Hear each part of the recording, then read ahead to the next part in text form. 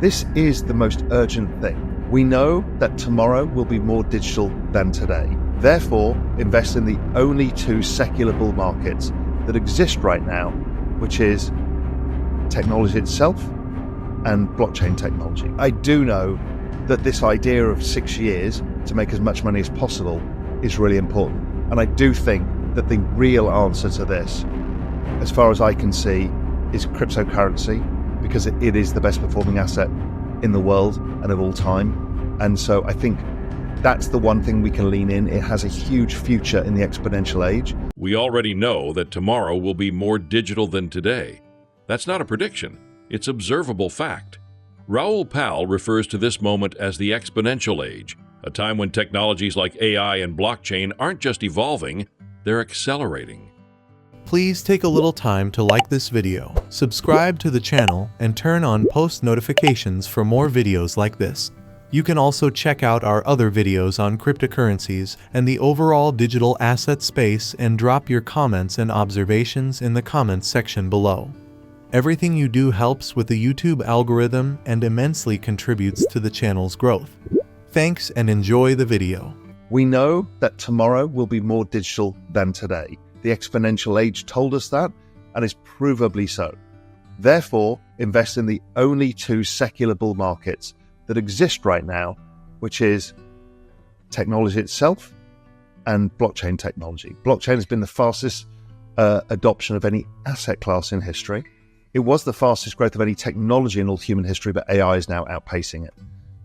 So we have to invest in these things. I kind of think of it as investing in our demise as we transition to a new economic system.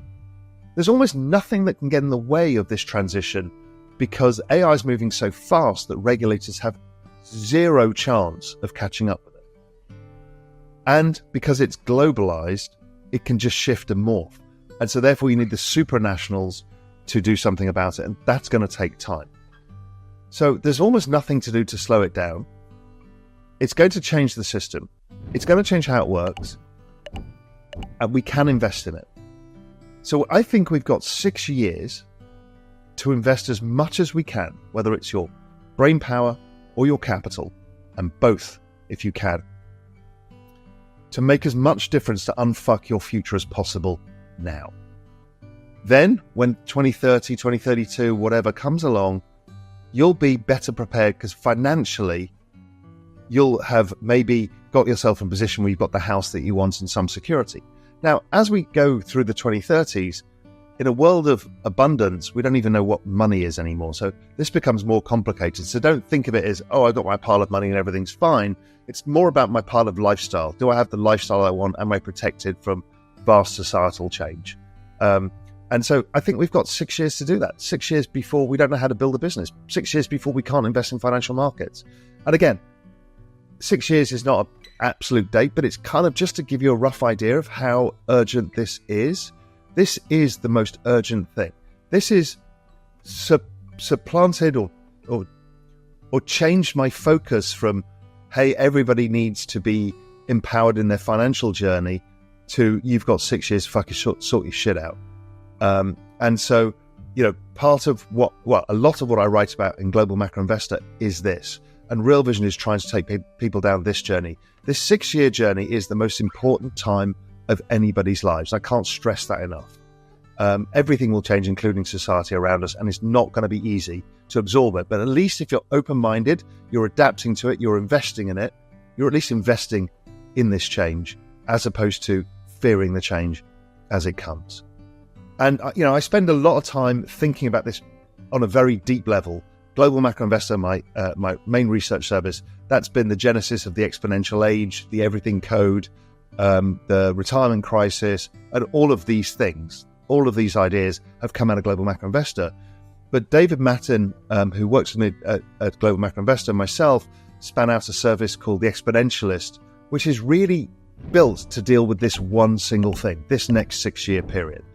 It goes deep into the technology, what it means, how it all works, what the exponential age, how it's all coming together, how it's all creating flywheels and how it's getting faster and faster, how you can think about it, what you can do about it, and also how to invest in it, how the business cycle works in the exponential age, all of that. But exponentialist is a real thing for me.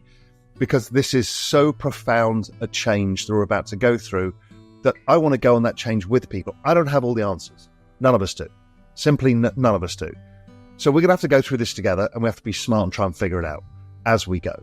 But I do know that this idea of 6 years to make as much money as possible is really important. And I do think that the real answer to this, as far as I can see, is cryptocurrency, because it is the best performing asset in the world and of all time.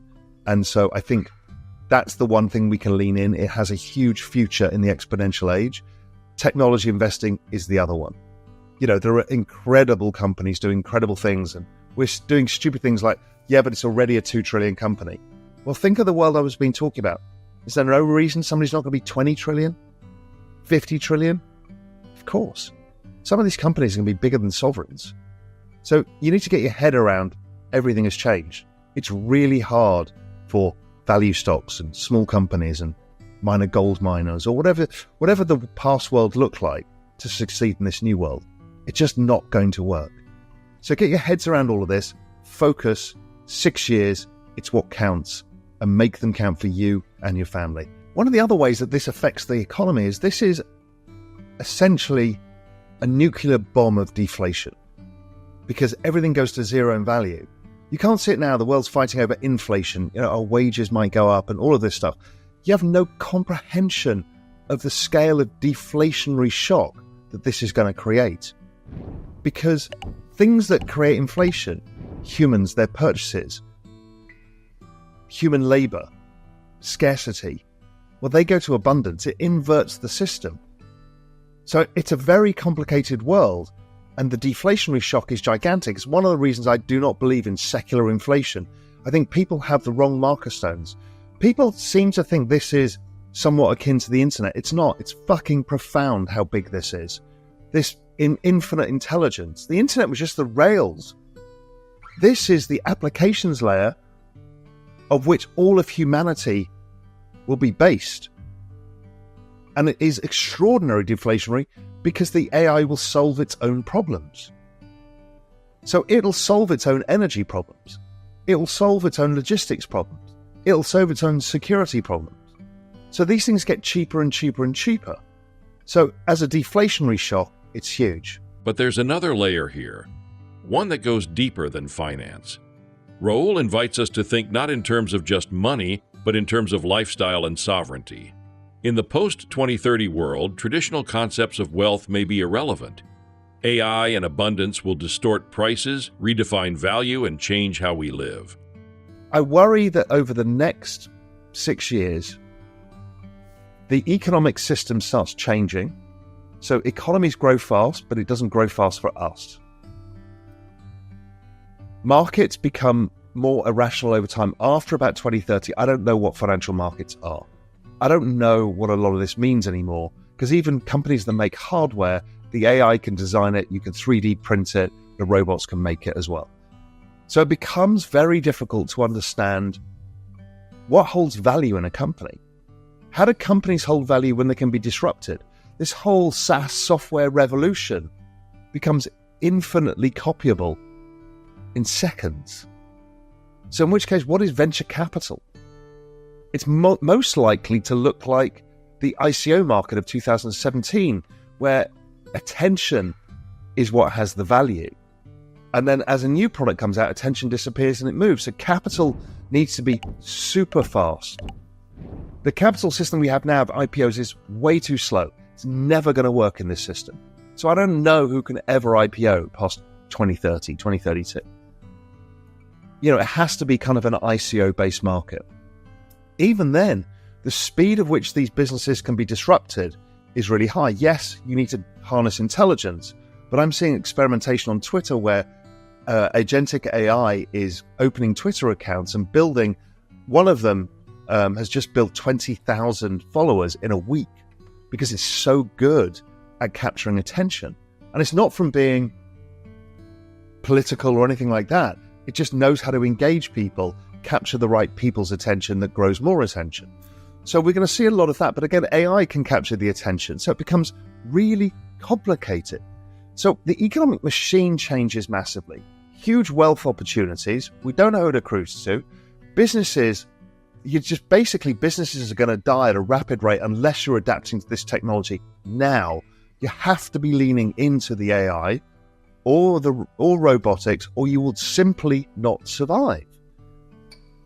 And again, it'll be a process like the steel mills in Sheffield or the steel in Pittsburgh. It's an overtime process, but this is a very fast timeline. This is not 20, 30, 40 years of a decline of an industry.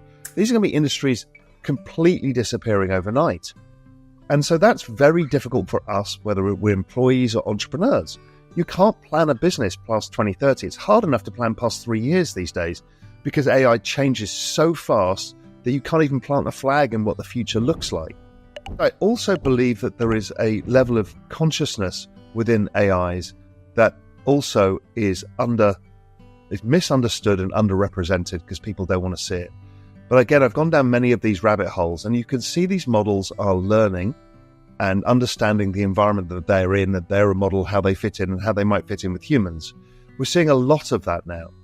Now, the only thing stopping the explosion of consciousness in these things, and again, we're so sort of anthropomorphic that we think of things as intelligence and consciousness in human terms because we've always been at the top of the tree. But we got to forget all of that. Intelligence and consciousness can be very different for a machine or an AI, which is not even a machine. It can be just anything and everywhere. It can even use biological compute. That's the way the world is going. The laws of physics allow biological compute. We're just using silicon right now as the form of compute, but that will change over time. Raoul even explores the spiritual and philosophical side of AI, consciousness. While mainstream discourse denies it, Raoul sees early signs that AI is beginning to understand itself. The future isn't just about machines doing work. It's about machines thinking, adapting, and even engaging society in unpredictable ways.